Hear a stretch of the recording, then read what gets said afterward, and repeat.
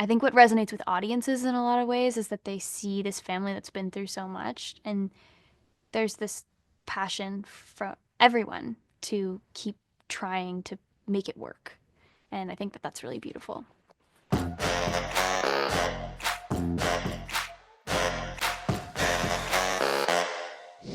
Well, I think, when we see Alice at the beginning of season three, she's sort of feeling a little more grown up. She's looking ahead at her future. She's feeling very practical. She's sort of the version of Alice that was completely consumed by everything happening with the pond is someone that she's kind of trying to or hoping to leave in the past.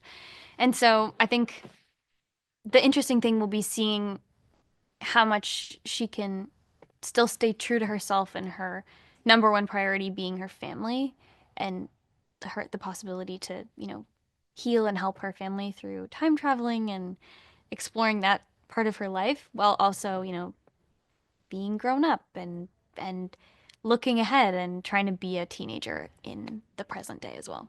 I think what's wonderful about this story is that it shows it shows us and it shows the audience that even if your family is imperfect or been through really hard times together, that it's worth fighting to bring each other together and to find what makes you want to keep holding on to one another, and that there's still sort of that hope for getting everyone back together in so many different ways, even it's emotionally to help people sort of bridge the gap of all the things that have gone unsaid and all the time they've missed together, but also just physically. The whole quest for season one and two was to try and get Jacob home.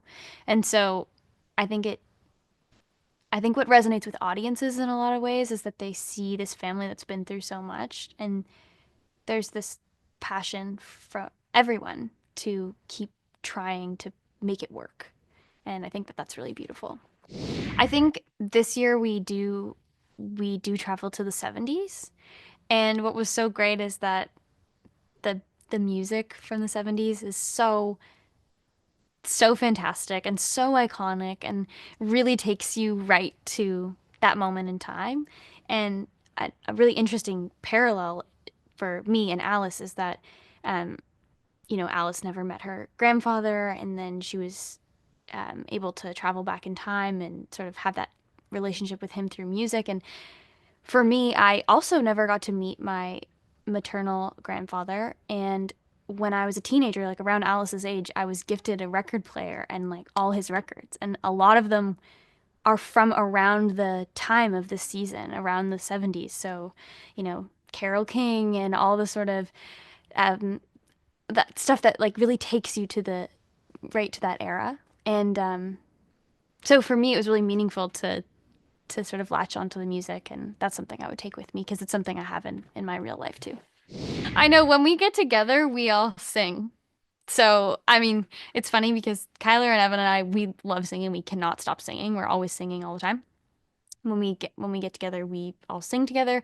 And near the end of the shoot this season, Andy was singing, and I said, "You have a beautiful voice," and she said, "No, I don't. Not around you guys." And I was like, "Oh, come on." So I think she has a hidden talent, even if she's not ready to admit it. But we'd make a pretty good band.